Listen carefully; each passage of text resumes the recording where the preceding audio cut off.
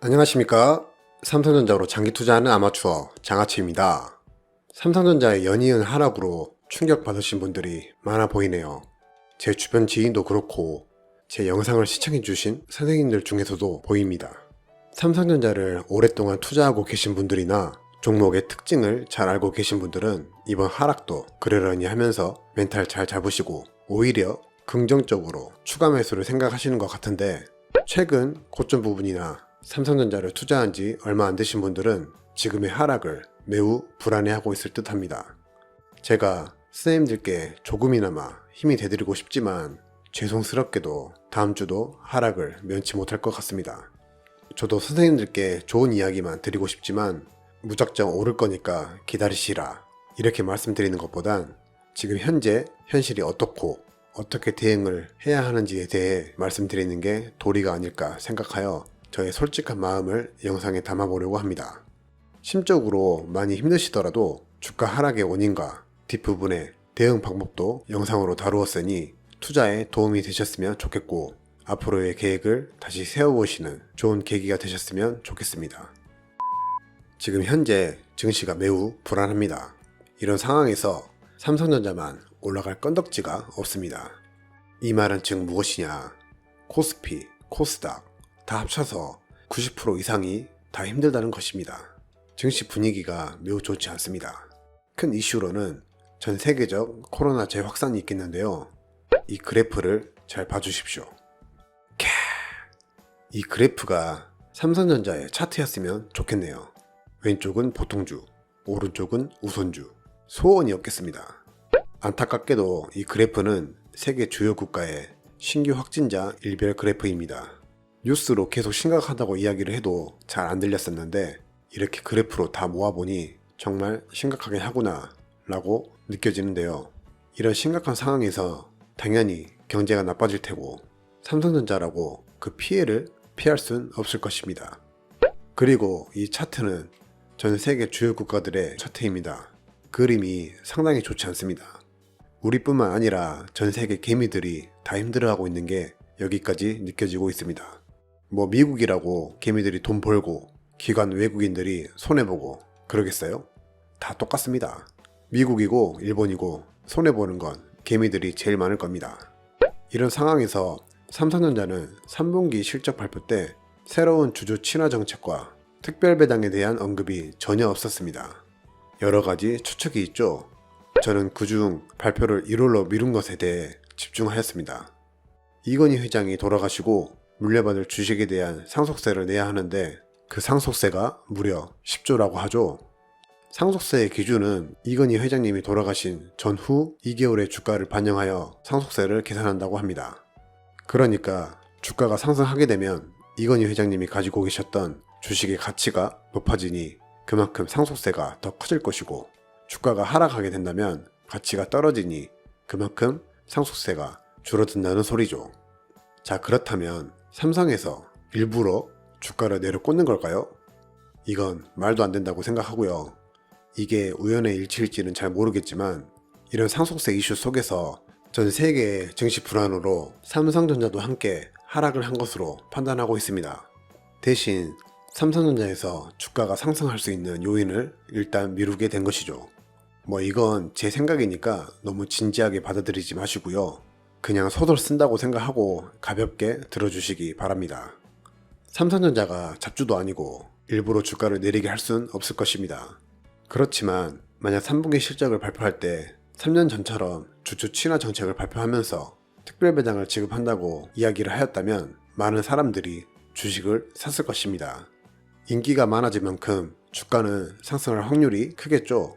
주가가 상승을 하게 되면 안 그래도 많이 내야 하는 상속세를 더 많이 내야 하니 주가 상승의 원인 중 하나를 미루게 된 것이라 생각됩니다.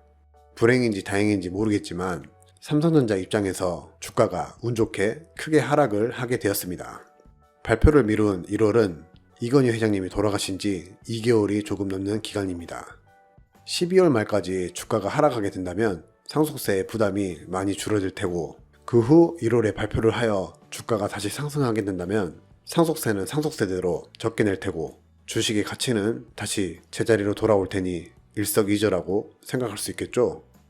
이런 이유 때문이라도 아마 12월 말까지는 삼성전자의 호재나 공식적인 발표가 잘 나오지 않을 것으로 생각됩니다. 뭔가 냄새가 나긴 합니다만 이건 그저 저의 짧은 생각이니 한 귀로 흘려보내셔도 됩니다.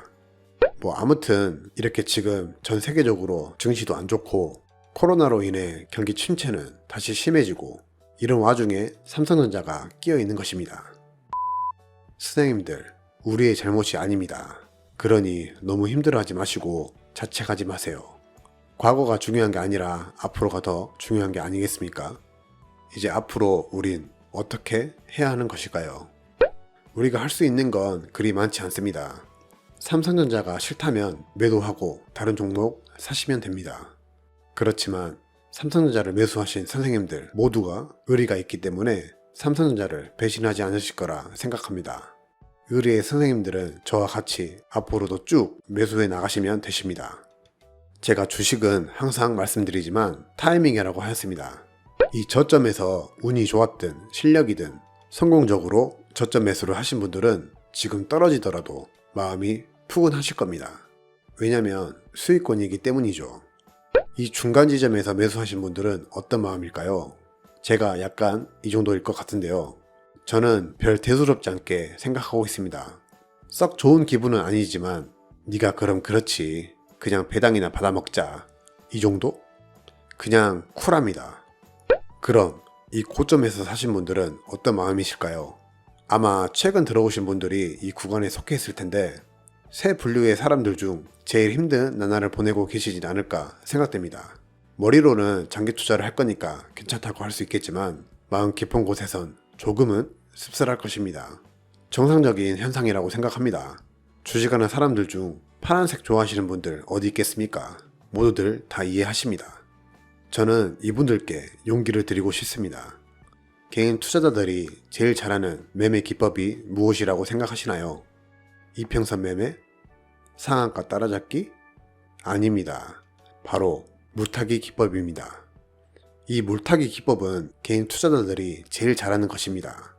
급등주나 테마주, 잡주들에게 물타기 기법은 매우 위험한 방법이지만 미래가 분명하고 실적이 빵빵한 그런 종목, 그냥 딱 말해서 삼성전자에는 물타기 기법만한 확실한 매매 방법은 없을 듯 합니다. 물타기와 불타기 모두들 아시죠?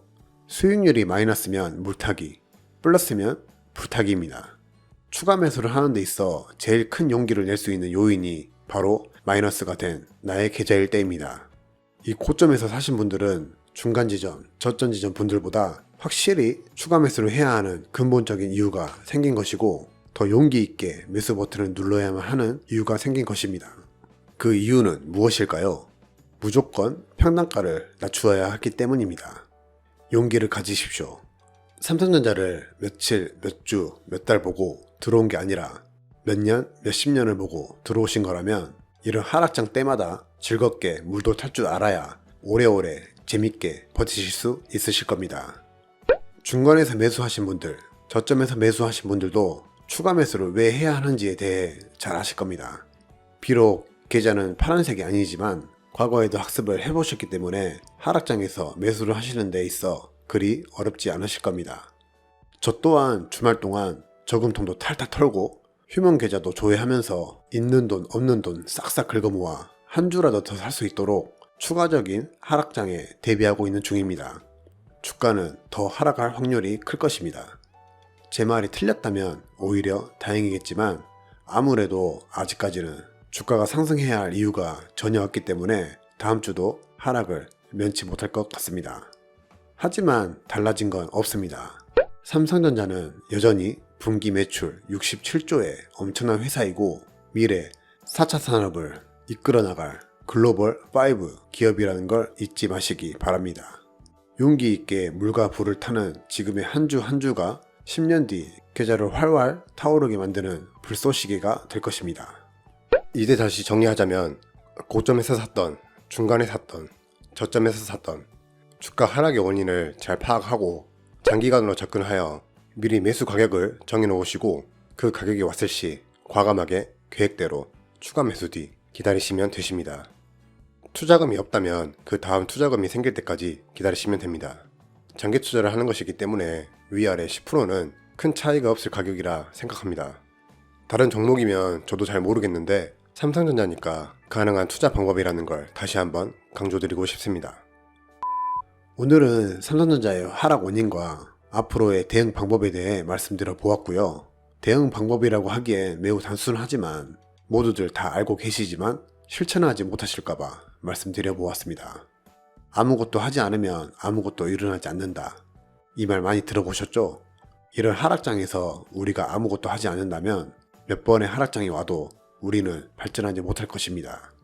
상승장에선 어떻게 대응할 것이며 하락장에선 어떻게 대응할 것인지 그 또한 제가 대신 할 수 없기에 좋은 경험이라고 생각하시고 어떻게 추가 매수를 해야 효율적인 방법인지 잘 생각해 보시고 앞으로의 계획도 잘 세워보시기 바랍니다.